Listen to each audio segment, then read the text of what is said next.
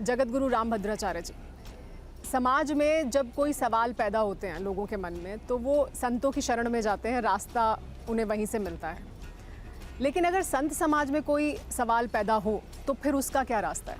उसका कोई रास्ता नहीं है। संत समाज में सवाल पैदा होते ही नहीं, और जहाँ सवाल पैदा हो रहे हैं उन्हें मैं संत नहीं मानता। संत का अर्थ होता है, संत शब्द दो शब्दों को मिलकर बना है। स माने समस्या, अंत माने समाप्ति। समस्यायाः समाप्तिर्यत्र समस्यायाः अंतः यत्र स संतः। जहाँ समस्याओं का अंत हो जाता है उसी को संत कहते हैं।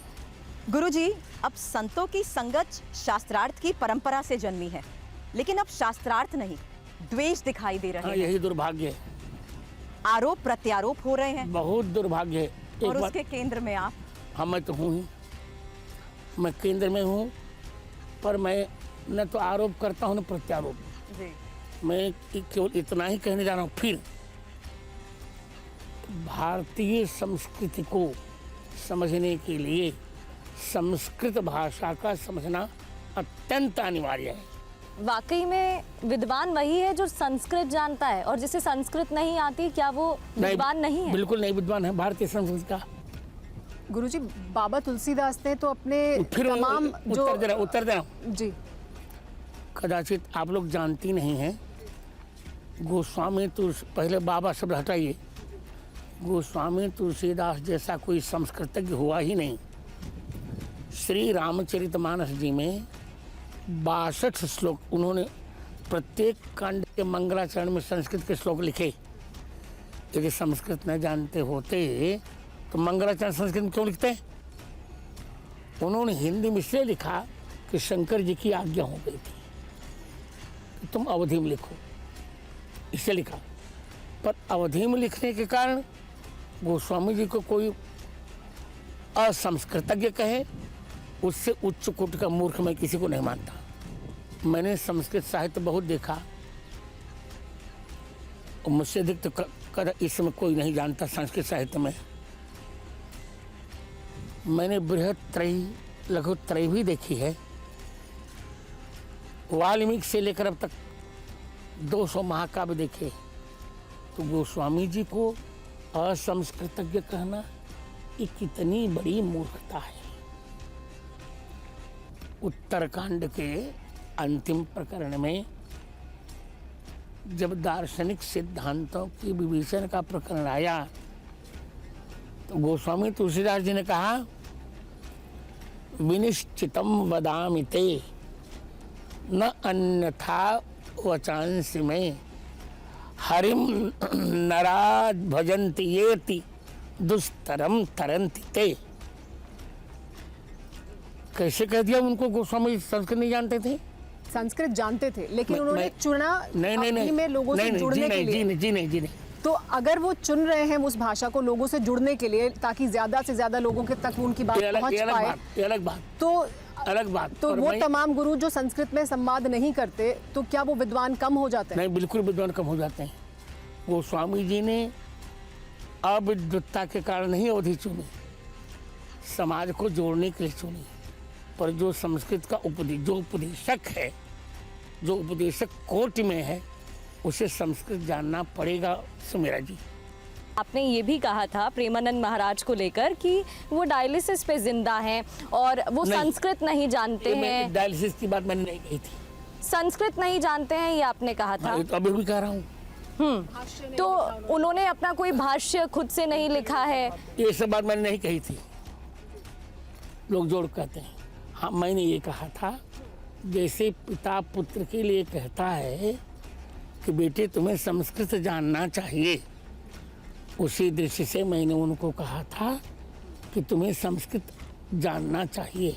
जैसे एक वाक्य है, एक पिता अपने मूर्ख पुत्र को कहता है, यद्यपि बहुनाधीशे तथापि पठपुत्र व्याकरणम स्वजन स्वजनो माभूत सकलः सकलः सकृत सकृत। हे बेटे, भले बहुत तुम नहीं पढ़ रहे हो, फिर भी व्याकरण तो पढ़ लो। व्याकरण पढ़ लोगे तो स्व और स्व का अंतर समझ में आ जाएगा। स्व माने अपना और स्व माने कुत्ता, सकल माने संपूर्ण और शकल माने खंड। तो हम जनता जनार्दन को वेदों का ही तो उदाहरण देंगे, पुराणों का ही तो उदाहरण देंगे कि भारतीय संस्कृति के लिए कहीं दूसरे स्थान से लाएंगे क्या? फिर इतना विवाद क्यों हो गया आपकी बात पर, जब आपका भाव इतने अच्छे थे, आप एक पुत्र की मैं तरह, आप उत्तर एक दे बड़े रहा की हूं। तरह बात कर रहे थे? उत्तर दे रहा हूँ। ऊंच निवास नीच करतूती, देख न सकहीं पराय विभूति। उत्तर दे दिया मैंने। कुछ साधु संतों ने ये बात कही कि जगत गुरु राम भद्राचार्य जी से ज्यादा संस्कृत तो प्रेमानंद महाराज जी जानते हैं। वो दिन भर राधे राधे श्याम श्याम करते रहते हैं और आप कथा के दौरान संस्कृत के श्लोक कह। नहीं, ऐसा नहीं। पहली बात, मैं 2 लाख राम नाम का जप करके ही जल पीता हूँ।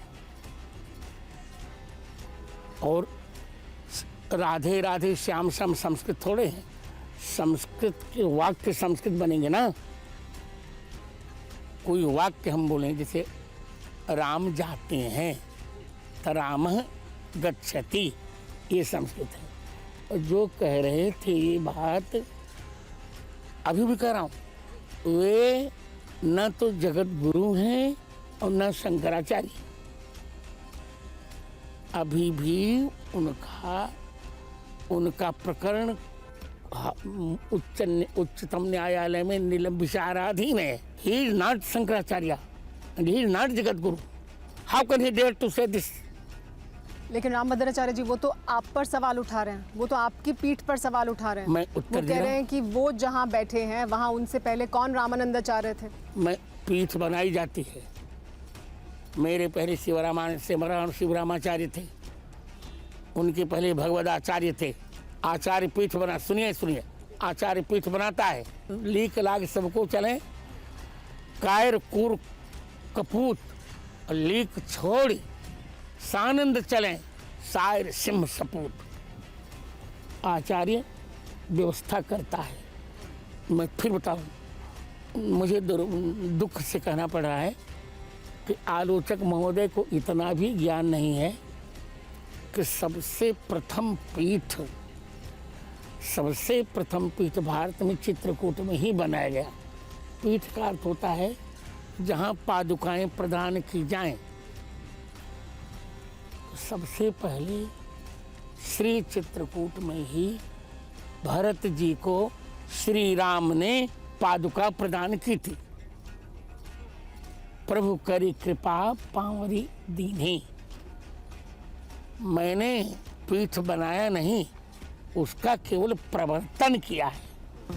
लेकिन वो मानते नहीं है ऐसा। वो कहते हैं कि ये पीठ तो तुलसीदास जी बना सकते थे और उनकी तरफ से तो ऐसा कुछ कहीं लिखा भी नहीं है ऐसा। दुर्भाग्य है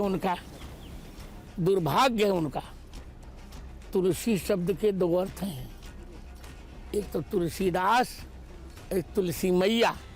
तो तुलसी मैया तो अनादि काल से हैं नहीं। तुलसी तरुवर विविध सुहाए, विविध कहूँ शिल्पी कहूँ लखन लगाए। रामचरितमानस, अयोध्या कांड, दोहा क्रमांक 237, पंक्ति क्रमांक 8 नहीं। तो पहली बात तो उनको मानने न मानने इसको अंतर नहीं पड़ता। जो शंकराचार्य ही नहीं है, जो जगत वो क्या वो माने या न माने, लेट हिम से। रामानंदाचार्य जी की जो पीठ है, जो काशी में पीठ है, वो श्रीमठ पीठ है, उसे माना जाता है उनकी पीठ। नहीं, और वो पीठ है ही नहीं, वो मठ है। उनको स्वयं ज्ञान नहीं। दैट इज नॉट पीठ, दैट इज मठ। वो श्रीमठ है। तो वो पीठ नहीं है। नहीं, पीठ तो रामानंदाचार्य की और तुलसी पीठ एकमात्र है चित्रकूट में। जगत गुरु रामभद्राचार्य कौन है? संत हैं, हाँ, महात्मा हैं, कथावाचक हैं। आप जो कहेंगे मैं वही हूँ। नहीं, आप जो कहें, हम तो आपसे जानना चाहते हैं। मुझे बता दीजिए।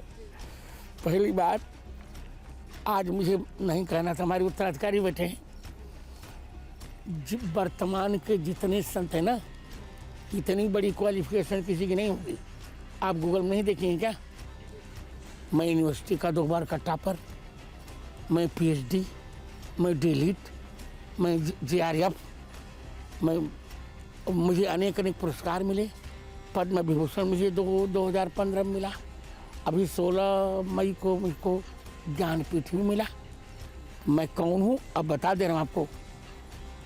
मैं ब्राह्मण हूँ, फिर त्रिदंडी सन्यासी हूँ, फिर एक संप्रदाय का निर्विवाद जगत गुरु हूँ, फिर प्रस्थानत्रयी का भाष्यकार हूँ। तीनों पर मैंने भाष्य लिखा। प्रस्थानत्रयी का भाष्यकार हूँ, फिर कथावाचक हूँ आनंद के लिए, फिर महात्मा हूँ, फिर उपदेशक हूँ, फिर मैं दार्शनिक भी हूँ। 1 घंटे में 100 श्लोक बनाने वाला मैं व्यक्ति हूँ। कहीं यही शास्त्रों का ज्ञान जगत गुरु रामभद्राचार्य जी को अहंकारी तो नहीं बना रहा? देखिए, आप विद्वान हैं, ये बात सही है, लेकिन सवाल तब उठ जाते हैं जब आप दूसरे संतों को अज्ञानी कह देते हैं। मैं ऐसा करूं? पहले मेरी बात सुन लो जी। पहली बात, मैं अहंकारी नहीं, और यदि हूं तो कोई नुकसान नहीं। सब किसी को अपने धन पर अहम होता है, किसी को अपने रूप पर अहम होता है।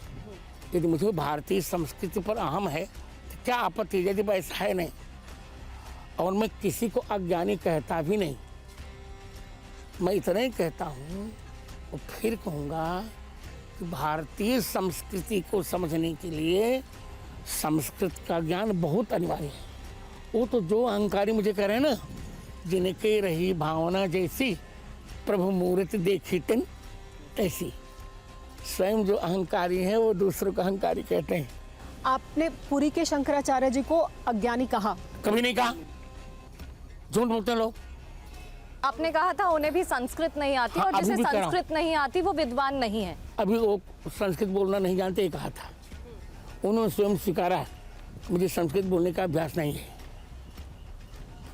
पहले के पुरी के शंकराचार्य जो थे, निरंजन देव तीर्थ, वो धारा प्रवाह संस्कृत बोलते थे। आप समझ जाइए। पहले अभी भी वहाँ के श्रृंगेरी मठ के जो शंकराचार्य हैं वो धारा प्रवाह संस्कृत बोलते हैं। मैं जगत गुरु रामानंदाचार्य भी धारा प्रवाह संस्कृत बोलता हूँ और श्लोकबद्ध बोलता हूँ। लेकिन शंकराचार्य अविमुक्तेश्वरानंद ने कहा है कि आपसे ज्यादा संस्कृत पुरी के शंकराचार्य को आती है। वो तो अब जिसको स्वयं नहीं आती वो कैसे निर्णय करेगा? क्योंकि उन्होंने कहा ये कि मैंने दोनों की कथा सुनी है, और कथा अगर मैं दोनों की सुनूं तो फिर मैं मानता हूं कि पुरी के शंकराचार्य ज़्यादा बड़े विद्वान हैं। हाँ, वो तो ठीक है, उनका मानना, उनको कहने दीजिए। मैं विद्वान की बात नहीं कर रहा हूँ। लेकिन रामभद्राचार्य जी, ये सवाल भी उठा कि आप पुरी के शंकराचार्य को ये अगर कह रहे हैं कि उन्हें संस्कृत में वो बहुत लंबी बात नहीं कर सकते, उन्हें हो सकता है ज्ञान हो, ये आप क्या इस वजह से कह रहे हैं क्योंकि आपने हनुमान चालीसा में जो 4 त्रुटियां निकाली उसे उन्होंने स्वीकार नहीं किया, उन्होंने अस्वीकार कर दिया? ऐसा नहीं। क्या इस वजह से आपने सवाल उठाया? ऐसा नहीं, ऐसा पुरी के इस वर्तमान के जो पुरी के शंकराचार्य हैं उन मेरे मित्र हैं। निश्चलानंद सरस्वती उनका नाम है। करपत्र स्वामी से उन्होंने दीक्षा ली सन्यास की। मैं और ये सब लोग साथ करपात्री जी के चरणों में बैठते थे, पढ़ते थे। पर आज भी कह रहा हूँ, आज जितने आचार्य हैं, कोई संस्कृत में कविता नहीं कर सकता। आपने कहा कि शंकर सुवन केसरी नंदन नहीं होता है, शंकर स्वयं केसरी नंदन होना चाहिए, लेकिन उन्होंने ये कहा कि शंकर सुवन केसरी नंदन ही होता है क्योंकि सुवन जो है इसका मतलब पुत्र है, तो यानी कि सुवन नहीं, यानी कि स्वयं नहीं, सुवन ही होगा। आपकी बात को झुटला दिया उन्होंने। ठीक है, वो अधिक पढ़े हुए, जाके हनुमानगढ़ी का हनुमान चालीसा देख लीजिए, सबसे पुराना। वहाँ शंकर स्वयं ही लिखा है। तो हनुमान जी शिव जी के पुत्र नहीं हैं, शिव जी स्वयं हनुमान जी हैं। नहीं, कई गुरुओं ने कहा कि सुवन का मतलब ही अवतार भी होता है। नहीं, बिल्कुल नहीं होता। बिल्कुल लिखा है।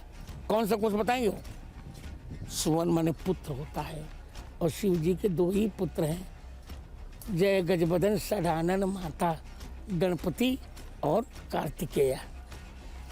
रामभद्राचार्य जी, क्या ये सब जो आपने कहा और आप जो सवाल उठा रहे हैं, जो मूल प्रश्न आप उठा रहे हैं, क्या इसी वजह से फिर आपको लेकर इस तरह के बयान आने शुरू हो गए कि ये तो स्वयंभू जगत गुरु बन गए हैं, उनकी पीठ पर सवाल उठाते, क्या इस वजह से ये सवाल उठ रहे हैं? उत्तर दे रहा हूँ, खिसियानी बिल्ली खंभा नोचे, यही उत्तर।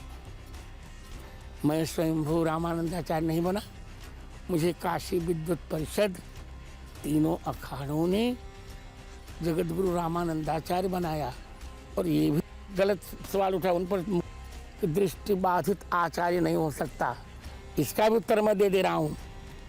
दृष्टि बाधित कहते किसी हमारे अध्यात्म में, सर्वस्य लोचनम शास्त्रम यस्य नास्त्यंध एव सः, शास्त्र ही सबका नेत्र है, जिसके पास शास्त्र नहीं है वो अंधा है।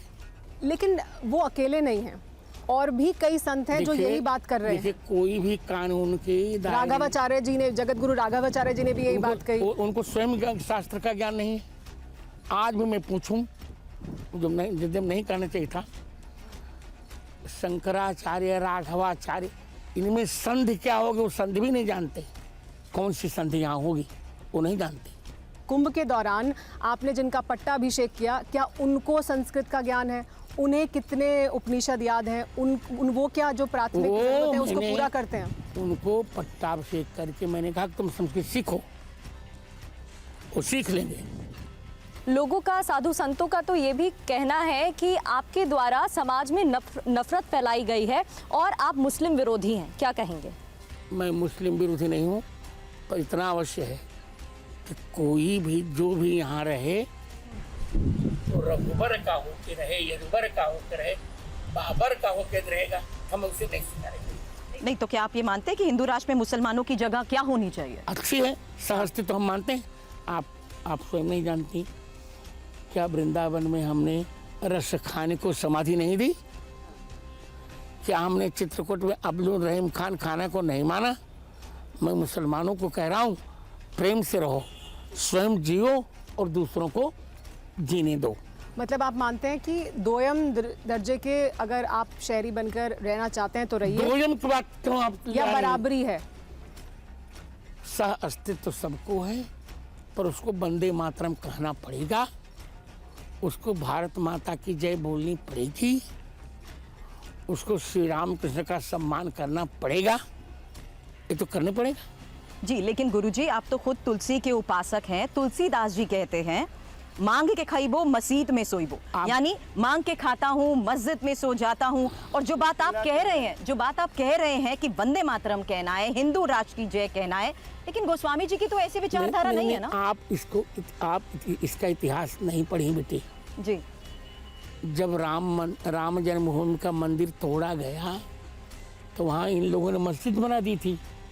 तो गोस्वामी जी कहते हैं कि मैं मांग के खाता हूँ, और जहाँ राम जन्मभूमि का मंदिर था और जहाँ इन लोगों ने मस्जिद बनाई वहीं सो जाता हूँ। इसका अर्थ ही नहीं है वो मस्जिद का, वो तो तुलसी दोहा शतक के 89वें छंद में कह रहे हैं कि राम जन्म मही मंदिर तो रोरी मस्जिद बनाई, बहु हिंदू ने जमुननी हती, तुलसी की निहाय। लेकिन शंकराचार्य ने तो तुलसी शतक को लेकर भी कई सवाल उठा दिए कि तुलसी शतक का कोई जिक्र ही नहीं है। फिर मैं कह रहा हूँ शंकराचार्य ही नहीं तो फिर क्या बताऊँ? जब जो शंकराचार्य है नहीं, आपने अभी उनका इसी प्रकरण को लेकर तो महाराष्ट्र सरकार ने उनका राज्य अतिथि का दर्जा छीना। अभी कोई वहाँ शंकराचार्य ही नहीं है, तो दूसरे को स्वयंभू कहते हैं, जबकि स्वयंभू वही है। कुछ समय पहले अभी सरसंघ चालक जी ने कहा कि जो ये कहता है कि मुसलमान इस देश से चले जाएं, या जो इस्लाम धर्म को मानते हैं वो दोयम दर्जे के नागरिक हैं, अगर कोई ऐसा मानता है तो वो हिंदू ही नहीं है, और ऐसा कभी हो भी नहीं सकता कि यहाँ से वो चले जाएंगे या उनकी जो पहचान है वो ख़त्म हो जाएगी। बिल्कुल ठीक कहा। मुसलमान चाहेंगे नहीं, चाहे न, पर इतना अनर्थ न करें कि रामनवमी की जुलूस पर जो राम जी बालक बना उस पर गोली चला दें, इतना तो न करें। नहीं, लेकिन रामभद्राचार्य जी, ये भी ऐसी भी बहुत सी घटनाएं हुई जिसमें ये जब कहीं से जुलूस निकला तो मस्जिद के सामने जाकर नारे लगाए गए। क्या उकसाना वो जायज़ है, वो होना चाहिए? नारे अपने अधिकार के लिए लगाए गए, वो हमारे लिए कुछ न करें, हम कुछ नहीं करेंगे। संभल में क्या हुआ, इतना पलायन हो गया, कोई रह ही नहीं गया। तो संभल को लेकर भी काफी विवाद हुआ है। आपको लगता है मस्जिदों में शिवालय ढूंढना चाहिए, चाहे संभल की बात हो या फिर मथुरा काशी की बात हो? जहाँ जहाँ हमारा शिवालय है वहाँ हमें मिलना चाहिए। हमको उनका मक्का नहीं चाहिए। हमको उनका वो अजमेर वाला क्या है वो, हमको अजमेर शरीफ नहीं चाहिए, पर हमको अपना अधिकार तो चाहिए। सुनिए, लेकिन की बात मत करो। अधिकार खोकर बैठ रहना यह महादुष्कर्म है। न्यायार्थ अपने बंधु को भी दंड देना धर्म है। गुरुजी, संघ की बात सुमेरा ने की, तो अब तो वो ये भी कह रहे हैं कि वो काशी और मथुरा के लिए कोई आंदोलन नहीं करेंगे। ऐसे में संत समाज वो मत करें, हम तो करेंगे। आंदोलन होगा। हाँ बिल्कुल, इसीलिए सवाल है, क्योंकि अगर राम जन्मभूमि में भी शुरुआत संतों ने की थी, तो क्या अब इस मामले में संत समाज की तरफ से शुरुआत होगी? बिल्कुल होगी। उसमें रामभद्राचार्य की भी अहम भूमिका होगी। पहले भी थी और बहुत बड़ी भूमिका थी मेरी। तो मेरी गवाही के कारण अब तो इसको भी झूठ फैलाते हैं। हमने उनको कोर्ट का प्रमाण दे दिया है। मेरी गवाही कारण राम जन्मभूमि मिली, रामलला आए, उनको नहीं सहा जा रहा मेरा उत्कर्ष, क्या करूं? नहीं, क्योंकि शंकराचार्य अभी मुक्तेश्वरानंद जी ही हैं जिन्होंने आपके दावों को लेकर सवाल उठाए। 3 दावे उन्होंने किए गुरुजी। पहला, उन्होंने ये कहा कि शास्त्रों और ग्रंथों के 1.5 लाख पृष्ठ आपको याद है और 22-23 भाषाएं अगर आपको आती हैं, और तीसरी जिस बात का आपने जिक्र किया कि राम जन्मभूमि केस में आपकी गवाही नहीं दिशा बदली, लेकिन ये कहीं पर भी अभी तक झूठ बोलते नहीं हो पाया। अभी मैंने उनको वीडियो जारी कर दिया है। अच्छा। और क्या कहते, कोर्ट के पूरे प्रमाण हमने उपस्थित कर दिए हैं। और दूसरी बात, वो 23 भाषा की बात करते हैं, उन जो पहली बात तो हमसे पूछने का अधिकार ही नहीं है, हमारी उनकी समकक्षता ही नहीं। मैं एक जगत गुरु रामानंदाचार्य और शंकराचार्य ही नहीं। अब एक शिक्षक से प्राइमरी का विद्यार्थी पूछे तो क्या पूछेगा वो? और दूसरी बात, 3000 पृष्ठ में उनको याद हो तो मैं उत्तर देने को तैयार।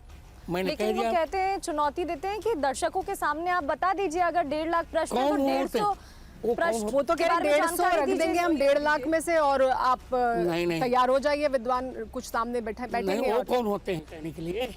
पहले वो हमारी समकक्षता प्राप्त करें तब उनको उत्तर दूंगा मैं। आप ये भी कहते हैं, क्योंकि उन्होंने कई चुनौतियां दी आपको, उन्होंने ये चुनौती भी दी कि आप 22 भाषाओं के बारे में कहते हैं। सर कितनी पहले तो रामभद्राचार्य जी, कितनी भाषाएं आपको आती हैं? हमारे दर्शकों को आज बताएं आप।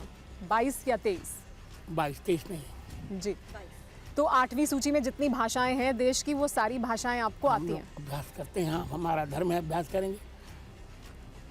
हमें भी अगर आप बता पाएं। मैं क्यों बताऊं आपको? कुछ भाषाएं जिनको आप बोल सकते हैं, कुछ सुना दें किसी भाषा में, एक वाक्य किसी भाषा का, जिन भाषा जो भाषाएं आपको प्रिय हैं वही सुना दें। एक मैं आपको अंग्रेजी में पोएम सुना रहा हूँ। मैं तो संस्कृत का हूँ ना, पर लिखता हूँ अंग्रेजी में poem. Don't disturb me, let me weep, don't knock my door, let me sleep. Only my Raghav can recognize me. Other people like to criticize me as Avimukteshwaranand. English के अलावा और भी भिन्न भिन्न भाषाएं। अब जो भाषा मैं बोलूँ शायद वो आप नहीं जानती थी, कैसे बताऊँ? कोई नहीं, हम अलग-अलग दर्शक अलग-अलग राज्य के देख रहे हैं। हमारे तो पूरे देश में हमारे चैनल हैं। आहे नीण शैल प्रवण मत वारणा मुआरत नड़ीनी बनकु कर दड़ना।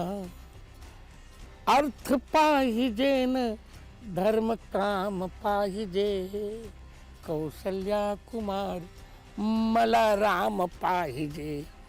अर्थ जोइए न धर्म काम जोइए, कौशल्या कुमार मने राम जो ये चले।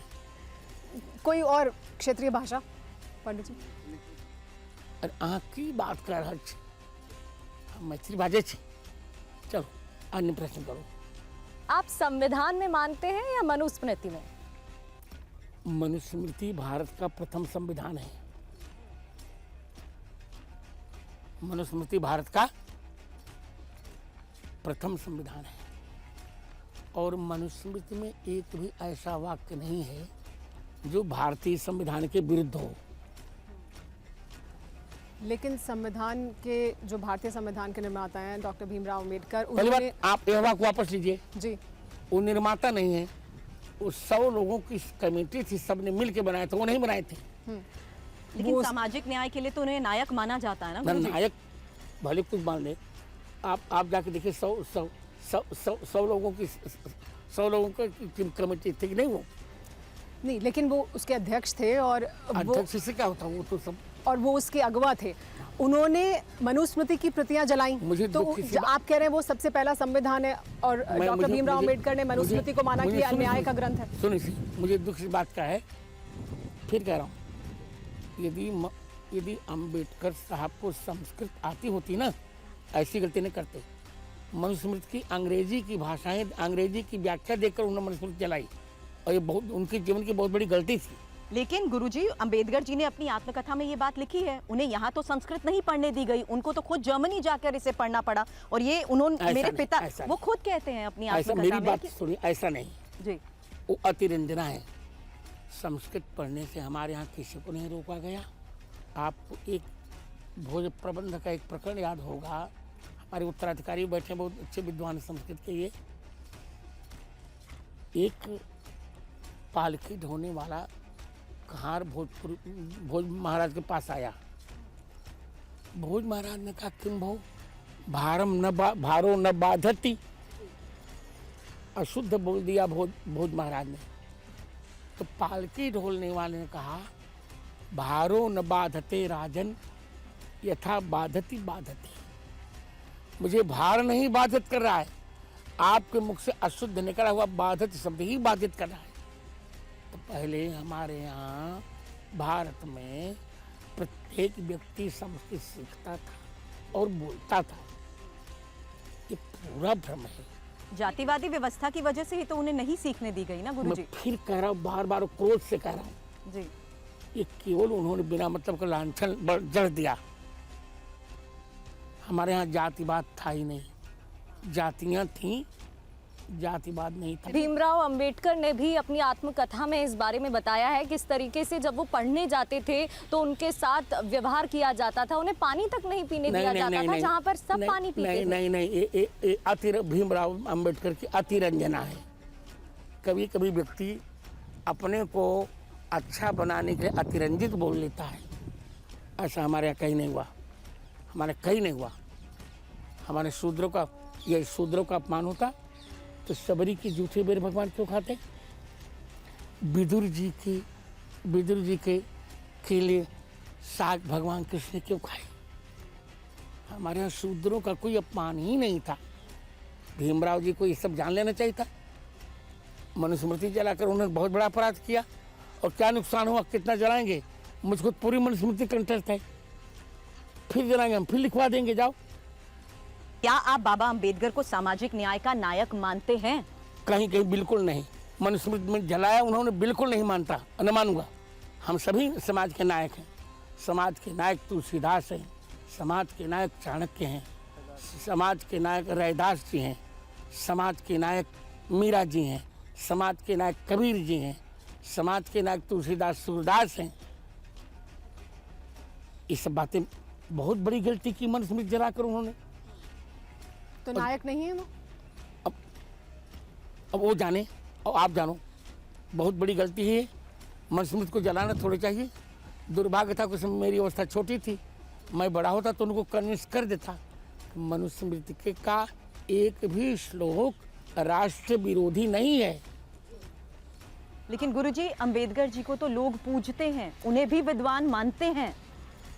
वो मानते रहे, मैं तो नहीं मान रहा हूँ। बहुत बड़ी गलती की है उन्होंने।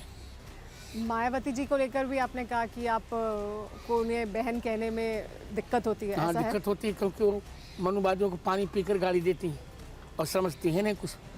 लेकिन आज जो मैं सुनिए, जी मैंने इस बार कुंभ में सुरभि जी, सुमेधा जी, अरे सुमेरा।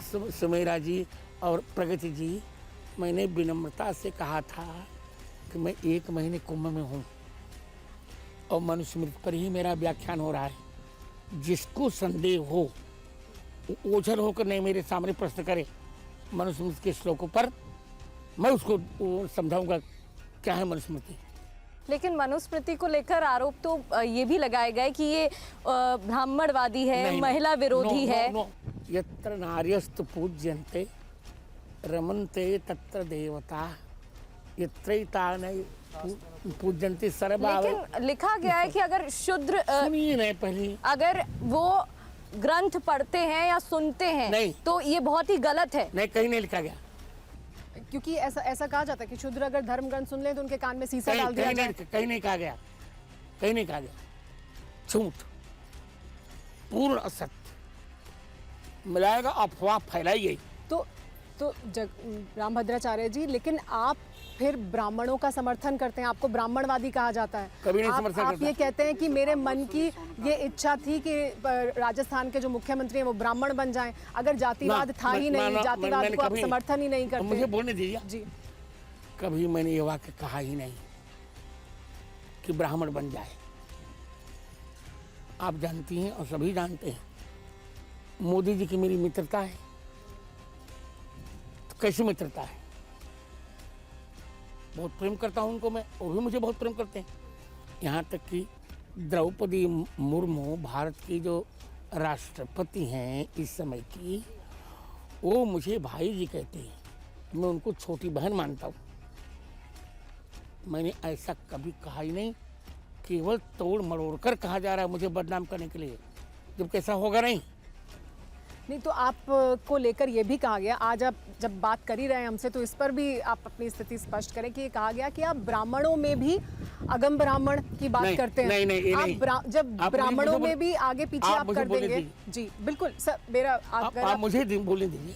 हाँ, मेरा सवाल भी अगर आप मैंने सुन लिया, मैंने समझ लिया, समझ लिया। अच्छा जी, मैंने उस बात ये कहा था कि ब्राह्मणों में उपाध्याय को उस दिन हमने इससे अच्छा नहीं कहा था। हमारे यहाँ सभी उपाध्यायों की परंपरा थी कि जो विद्यार्थियों से पैसा लेता था उसको हम अच्छा नहीं मानते थे। आज भी कोई भी ब्राह्मण यदि संस्कृत पढ़ाकर पैसा लेता है तो उसको हम अच्छा नहीं मानते, ये मैंने कहा था।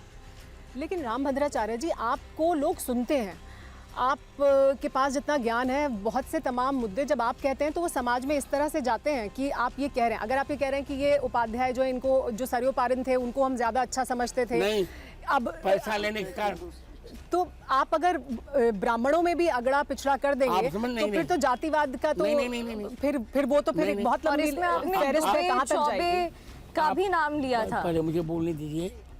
आज भी ऊंचे से ऊंचे कुल का ब्राह्मण यदि पैसा लेगा विद्यार्थी से पढ़ाने में तब हम उसको अच्छा नहीं कहेंगे। संस्कृत पढ़ाते समय कभी भी किसी को पैसा नहीं लेना चाहिए, आज भी कह रहा हूँ। रामभद्राचार्य जी, आरक्षण का विरोध फिर क्यों करते हैं आप? मैं बिल्कुल करूँगा। आरक्षण आर्थिक आधार पर होना चाहिए। स्वयं जातिवाद करने को फैला दिया। यदि आरक्षण जाति के आधार पर न हो, अभी भी मैं हर दिन के यहाँ रोटी खाने को तैयार, मैं वचन दे रहा हूँ। पर आपके नेताओं में शक्ति हो तब ना। बड़े बड़े आप भी पढ़ी लिखी तो हैं, बड़े बड़े IAS लड़के, ब्राह्मणों का लड़का 100% पाकर भी जूता से रहा है और किसी दूसरे का लड़का 4% पाकर कलेक्टर हो रहा है। तो प्रतिभा का जहाँ अपमान होगा वो देश कैसे तरक्की करेगा बताइए। लेकिन जातिगत आधार पर आरक्षण न सिर्फ है बल्कि उसे और बढ़ाने की बात की जा रही ये है। दुर्भाग्य है। सभी पार्टियां अपना वोट बैंक बनाना चाह रही हैं। आरएसएस ने भी तो ये कह दिया गुरुजी कि जब तक समाज है, जब तक समाज को जरूरत है, आरक्षण रहना ही चाहिए। आर्थिक आधार पर, जातिगत आधार पर नो, गलत बात। तब तो तब तो सभी आयुषों के गले घोंट दिए जाएं। और एक बात मैं कह रहा हूँ, जो नहीं कहना था, यदि यही चलता रहा ना तो किसी न किसी दिन भारत में गृह युद्ध होगा, देख लीजिएगा, तब को नहीं बचा पाएगा। आरक्षण के मुद्दे पर गृह युद्ध होगा? बिल्कुल होगा, यदि जात के आधार पर रहा तो। आरक्षण देखिए, आपने संविधान पढ़ा है, केवल 30 वर्ष के लिए कहा गया था, लेकिन कहा गया था कि अगर समाज में असमानता खत्म नहीं होगी तो समय समय पर रिव्यू होगा। रिव्यू हुआ और उसको फिर बढ़ाया गया। अब तो पार्टियां ये कह रही हैं कि जितना है उससे भी ज्यादा देना चाहिए हमें। गलत और ये खत्म नहीं होगा। संघ प्रमुख कह रहे हैं, संघ ये कह रहा है कि जातिगत आधार पर आरक्षण हम खत्म नहीं करेंगे, ऐसे ही चलेगा। नहीं, ऐसा नहीं चलना चाहिए और नहीं चलना चाहिए। हम लोग प्रतिभा संपन्न है, तो खत्म कर दें आरक्षण, जातिगत आरक्षण खत्म कर दें। जाति के आधार पर अभी खत्म करें, आर्थिक आधार पर आरक्षण हो। आप मनुस्मृति की बात करें, महिला की बात करें, तो क्या ये भी कहा गया कि महिला पहले पिता के अधीन, फिर भाई के, फिर पति के अधीन नहीं, उनके संरक्षण में रहेगी? नहीं, आप मेरी बात स्वयं आजाद नहीं। अरे यार सुनिए मेरी बात, जी बेटी मेरी बात सुनो। जी जी, वही तो कह रहा हूँ कि संस्कृत न जानने से सब गड़बड़ होता है। मनु ने ये कहा, इनकी रक्षा करने की जिम्मेदारी इन लोगों की होनी चाहिए। पिता रक्षित कौमारे, अधीन नहीं कहा। भर्ता रक्षित यौवने, पुत्रश्च स्थाविरे भावे, न स्त्री स्वातंत्र्य मरहती। पिता कुमारावस्था में बेटी की रक्षा कर ले, कहीं उसको खतरा न हो। आज जो कितने खतरे हो रहे हैं बेटियों पर, आप देख नहीं रही क्या? कहते नहीं बनेगा, तो नारी सुरक्षा की बात करें तो पिता कुमारावस्था में रक्षा करे, पति युवावस्था में रक्षा करे, और बेटा वृद्धावस्था। ठूस न दे नर्सिंग होम में माता को। लेकिन रक्षा करने के लिए कोई पुरुष जो परिवार का है वो मौजूद रहे। वो स्वयं आजाद नहीं है। आजाद की बात कहा है मैंने? क्या इससे ये तात्पर्य निकलता है कि पहले पिता की रक्षा करेगा, फिर पति रक्षा करेगा, फिर बेटा रक्षा करेगा? अरे यार सुनते बेटी, क्या राष्ट्रपति की सुरक्षा नहीं होती? क्या प्रधानमंत्री सुरक्षा नहीं होती?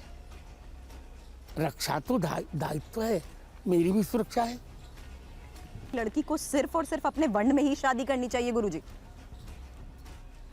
उत्तर दे रहा हूं, आज तक का इतिहास हमने देखा है, अपने वर्ण में जो विवाह करती सुखी रहती है, वर्णेतर में या धर्मेतर में विवाह करके सुखी नहीं रह पाती। भोगना तो पड़ता है, और भोगना पड़ेगा। इसे मैं तो यही कहूँगा कि अपने वर्ण में करो, उच्छृंखल नहीं बनना चाहिए। अगर वो अपनी मर्जी से खुश हैं और उन्हें लगता है कि वो दूसरे वर्ण में शादी कर रहे हैं, क्योंकि आजकल तो कई सामाजिक मामले ऐसे सामने आते हैं जहाँ एक ही वर्ण में महिलाओं को प्रताड़ित किया जाता है। आप मेरी तो अपवाद है, आप मेरी बात सुनिए ना। अभी लव जिहाद के प्रकरण में आप लोगों ने देखा होगा प्रकरण, एक लड़की को 34 खंड में करके फ्रिज में भर दिया गया। तो मैं तो कहूँगा कि लव जिहाद से बचना चाहिए। लड़कियों को जिन माता पिता ने अपना खून बेचकर उन्हें पढ़ाया, उनकी इच्छा का सम्मान करना चाहिए। बिल्कुल करना चाहिए रामभद्राचार्य जी। लेकिन अपने वर्ण में जब विवाह करती हैं तो क्या जलाया नहीं जाता? नहीं, तो क्या प्रताड़ित नहीं होती?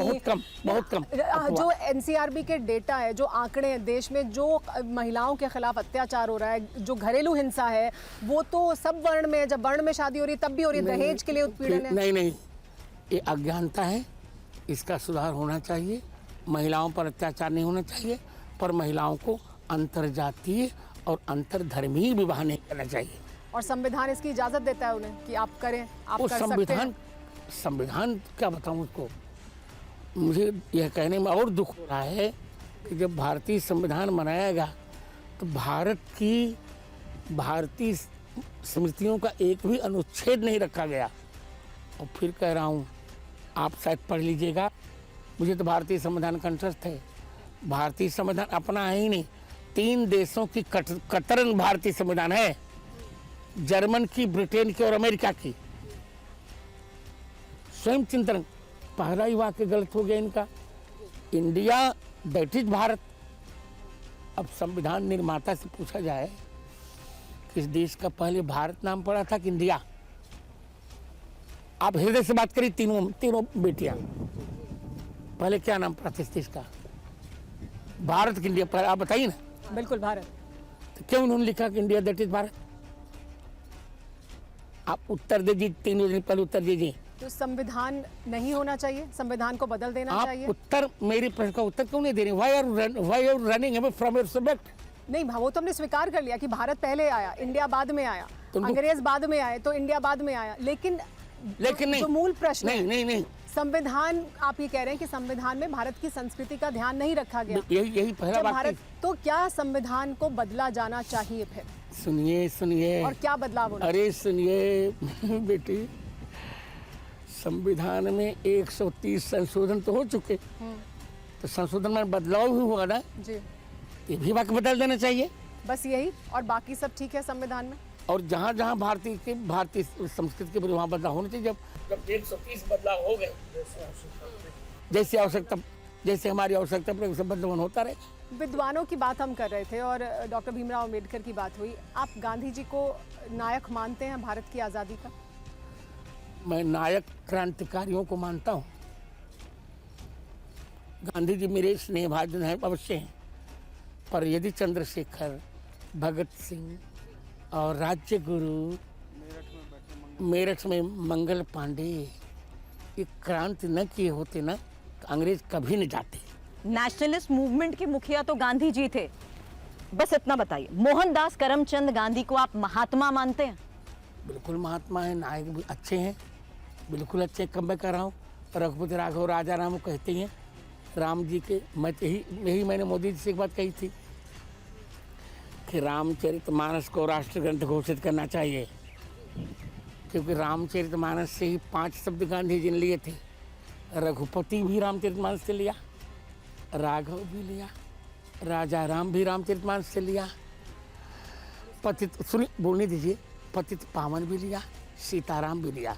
तो गांधी जी की यही सच्ची श्रद्धांजलि होगी कि रामचरितमानस जी को संसद में बहुमत के आधार पर राष्ट्र ग्रंथ घोषित कर दिया जाए। लेकिन वो जो है रघुपति राघव राजा राम, ईश्वर अल्लाह तेरा नाम, ये भी है उसके आगे वाली लाइन, फिर उसको भी स्वीकार करना चाहिए? वो भी सही है आपके मुताबिक? मेरा मतलब नहीं सही, इसलिए नहीं सही है कि वो इन्होंने अपने मन, देखिए रघुपति राघव राजा राम जो गीत है ये गांधी जी का रचा हुआ नहीं है। ये एक दाक्षिणात्य, वो क्या नाम था उनका, वो भद्राचलम वाले, वो एक और कवि कृत है, ईश्वर अल्लाह, इन्होंने अपने मन से जोड़ दिया। दूसरे कविता में छेड़छाड़ नहीं करनी चाहिए। वो भद्राचलम के विद्वान थे, उन्होंने रघुपति राघव राजा राम, पतित पावन सीताराम, और क्या लिखा, भद्रगिरीश्वर मेघश्याम, गंगा तुलसी साग्राम। तो दूसरे की कविता में अपने मन से कुछ जोड़ना ये बहुत बड़ा पाप है। आप नाथूराम गोडसे को क्या मानते हैं? एक सामयिक परिस्थिति रही होगी उनकी, ये मानता हूँ। उन्हें देश का पहला आतंकवादी कहा जाता है क्योंकि नहीं। उन्होंने महात्मा गांधी की हत्या नहीं, की। ऐसा नहीं है, वो प्रकरण अभी रहने दीजिए, ऐसा नहीं है। उनका एक वक्तव्य आप नाथूराम गोडसे का सुन लीजिएगा, वो प्रसारित भी हुआ है। नहीं, उन्होंने महात्मा गांधी की हत्या की, इस कृत्य को आप कैसे देखते हैं? अच्छा नहीं, लेकिन कह दीजिएगा मैंने अच्छा नहीं। नहीं, लेकिन आप ये कह रहे हैं कि एक परिस्थिति जन्य घटना थी, बस। लेकिन वो देश के पहले आतंकवादी उन्हें अगर कहा नहीं, जाता नहीं, है तो उसके उस पर क्या प्रतिक्रिया? नहीं, आतंकवाद नहीं, एक परिस्थिति जन्य घटना थी, एक पीड़ा थी, उसकी चर्चा अभी यहाँ नहीं करूँगा मैं। पीड़ा थी। गुरुजी, क्या आप गौतम बुद्ध को भगवान मानते हैं? कभी नहीं, हिंदुओं ने ठूस दिया उनको भगवान। लेकिन आज भी विश्व में मुझे- भारत को गौतम बुद्ध के देश के नाम से पहचान नहीं, मिलती है। गौतम बुद्ध नेपाल में जन्मे थे, भारत में नहीं जन्मे थे। अब आज नेपाल की स्थिति आप देखी नहीं जो हो रही, कहना नहीं चाहिए। ये हमारे जो भगवान बुद्ध हैं वो बिहार में जन्मे थे। काश्यप बुद्ध उनका नाम था, काश्यप बुद्ध नाम था। वो ब्राह्मण थे, ब्रह्मचारी भी थे, वो राज परिवार से नहीं आए थे। और उन्होंने वेदों की निंदा नहीं की, वेदों को असुरों से हटाकर अधिकारियों को दे दिया। ये नहीं कि पैंट शर्ट पहनकर कोई वेद मंत्र पढ़े टॉयलेट में, उनका नहीं, अधिकारी लोग वेद का पाठ करें। इसे मैं गौतम बुद्ध को संत मानता हूँ पर भगवान नहीं। लेकिन पूरी दुनिया इसे बुद्ध की धरती अगर कहती हाँ, है तो अच्छा है। आपको लगता है अच्छा, कि अच्छा।